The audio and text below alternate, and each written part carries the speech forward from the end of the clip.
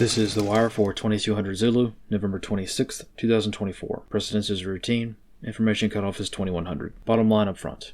Complexities and nuance of NATO perspectives in Europe continue contributing to tensions remaining high. Posturing efforts among all parties continue as well. Beginning with international events, in Europe, posturing efforts by NATO continue as before. Yesterday, French media outlets reported that both France and Britain are allegedly considering the deployment of troops to Ukraine. Analysts comment. While these claims have been made before in the past, the unnamed sources in this case cited the sideline diplomatic discussions during a recent Remembrance Day visit by Prime Minister Starmer to France. 2 days ago, French Foreign Minister Jean-Noël Barrot visited London and made statements suggesting those earlier sideline discussions were probably true. More specifically, when mentioning the involvement of France and the UK more directly in the conflict, he stated that, quote, "We do not discard any option," end quote. Analyst comments for this wire. In classic form, many legacy media outlets have also amplified fearful messaging to the point of directly altering the statements of senior NATO officials. For instance, many pundits have claimed that NATO is considering a first strike against Russia. In reality, the quote that sparked this manipulative and misleading news headline came from Admiral Rob Bauer, who has spoken publicly twice over the past week with regards to the focus being on NATO's military readiness at a time of global instability. Admiral Bauer's original quote is as follows. Quote, "The idea was we are a defensive alliance, so we will only sit and wait until we are attacked, and then when we are attacked, we will be able to shoot down the arrows that come to us, and that it would be smarter to attack the archer, that is, Russia, if Russia attacks us. So you need to have a combination of deep precision strikes with which you can take out the weapon systems that are used to attack us." End quote. As Admiral Bauer is of Dutch nationality, there is likely some level of the meaning of his quote being lost in translation. More specifically, Russia's foreign minister, Sergei Lavrov, directly lied and stated that Bauer called for a preemptive strike, when Bauer never actually used the word preemptive in his original quote. Western media, not understanding what Bauer was trying to convey, and also being unwilling to watch the video recording of his talk themselves, probably heard these Russian claims and in their zeal to focus on the fear-mongering potential, warped the original meaning of his message. Somewhat hilariously, Western media has focused on this one quote from an hour-long seminar and Q&A session, while completely ignoring the larger message conveyed during the talk. Bauer's short quote has been taken out of context. He was not advocating for a direct preemptive strike on Russia,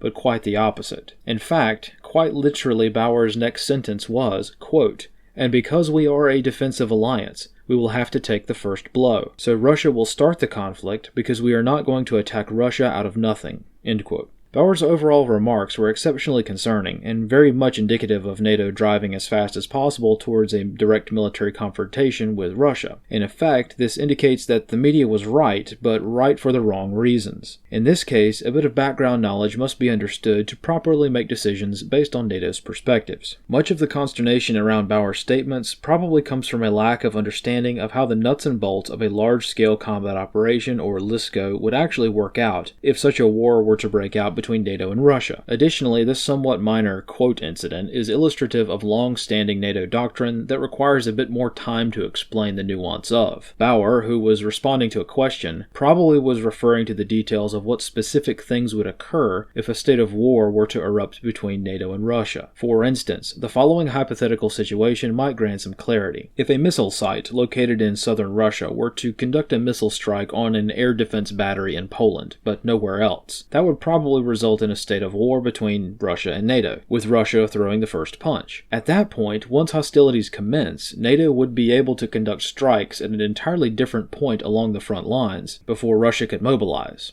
At least in theory. The Russian soldiers stationed in the far-flung regions of Russia's eastern territories probably wouldn't even know about Russia's hypothetical strike in Poland until well after it happened. Neither would Russian troops along the border with Finland, who probably wouldn't get word of hostilities commencing until NATO seemingly fired at them first from their perspective. A few minutes after that hypothetical Russian attack in Poland, missile strikes could be carried out from Finland, for instance, targeting the Russian naval bases in the White Sea. For those Russian soldiers and sailors stationed at those bases, it would indeed seem to be a first strike by NATO, as they likely wouldn't be aware of events in Poland for some time. This would constitute a deep strike on a target in a part of Russia that previously did not start that first overall engagement, i.e. that hypothetical strike in Poland. Thus the need for NATO's ability to strike targets deep inside Russia that might not have specifically had a hand in the hostilities opening in the first place. Once hostilities commence, any military target with a Russian flag is fair game. This is probably what Bauer was trying to communicate, the nuance of how wars are actually fought on the battlefield, within the context of NATO pledging to not fire the first shots. But if shots are fired, NATO would need the ability to carry the fight to places in Russia